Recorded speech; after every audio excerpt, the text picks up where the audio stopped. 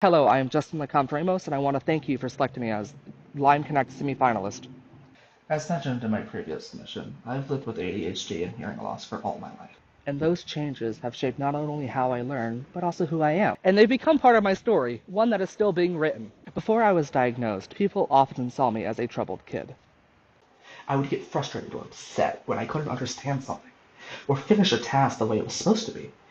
It wasn't because I didn't care, it was because my brain just works differently. For someone with ADHD, even the simplest of tasks become overwhelming.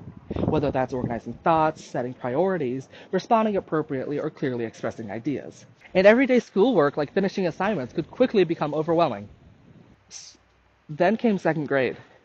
That year, I had a teacher named Miss West who finally took the time to understand why I was struggling. She worked closely with my parents, and together they decided it was best for me to repeat the year.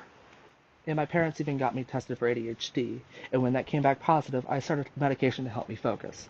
Finding the right medication took time and perseverance, but eventually everything started to click. I went from barely passing the year prior to making honor rolls the next year, and that trend continued to high school. School didn't come easy, but I learned how to navigate it. With encouragement and support from my family and teachers, I started believing in myself. I went from being held back in second grade to graduating Largo High School's International Baccalaureate program as summa cum laude with a place in Honor Society.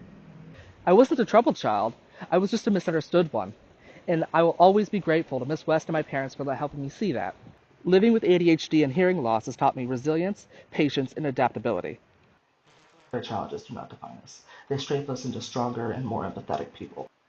These experiences have inspired me to help others with similar experiences. I have recently asked my academic advisor if our satellite campuses have programs for students with disabilities. If so, I'd love to mentor some students, and if not, I'd love to create that program. With time and perseverance, change is possible, and this scholarship would allow me to act as a catalyst for change by mentoring others experiencing similar struggles, and also provide additional resources to help them overcome their hurdles.